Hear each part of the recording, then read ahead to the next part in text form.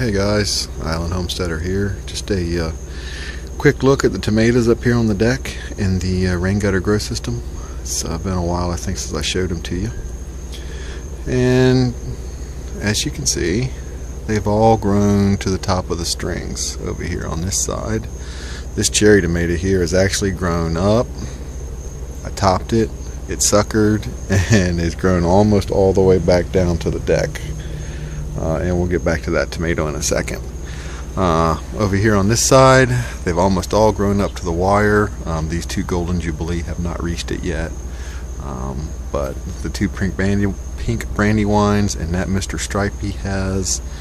And then the Mr. Stripey out here on the end that has struggled all summer with being cut off and everything is it's almost head high now. It's growing good and started to bloom, so maybe we'll get some tomatoes off of that.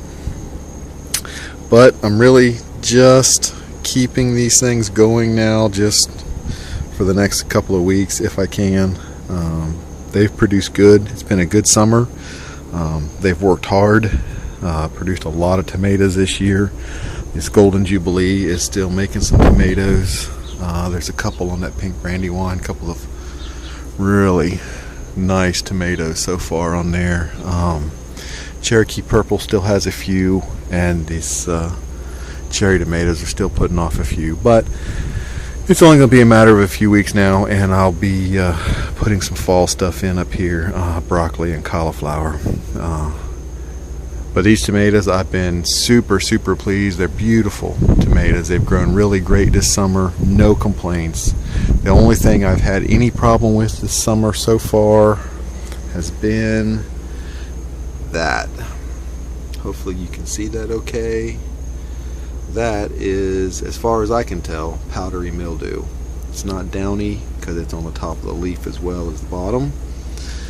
Powdery mildew has been my only real nemesis this summer. It always seems to start back here with these two cherry tomato plants, and I don't know if that's just endemic to the cherry tomato or if it's because it's in this corner. As you can see, we've got cedar shakes on the side of the house, and anybody that knows anything about cedar shakes knows that this black discoloration is mold, and that's just what happens on cedar shakes.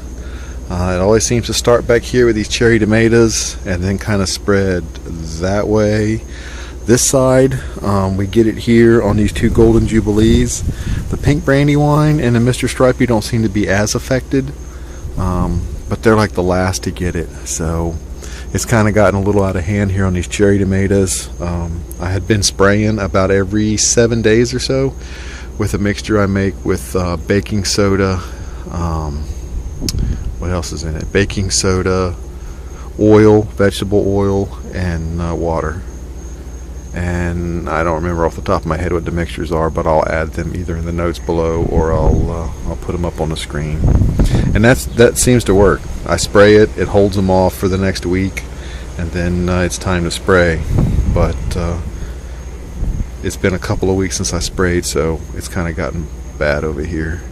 But anyway, like I said, that's my only complaint, and tomatoes are still growing great, still making tomatoes. But powdery mildew has been my only real problem.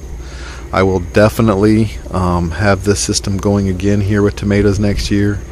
I'm really liking the rain gutter grow system. I'm thinking over the winter, after my broccoli and cauliflower are done, I'll probably completely clean off this deck, take these things off, and I may even come in with a bleach solution and treat these cedar shakes over here several times over the course of the winter, and maybe try to get that mold off and see if that has any effect on the powdery mildew next year.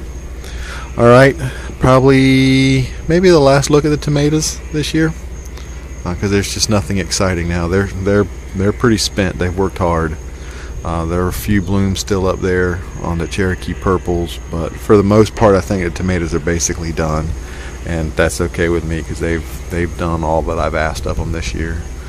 So let me close this out. It's gone longer than I thought, and I'm going to go mix up some spray and spray these suckers down and just try to hold this mildew off now.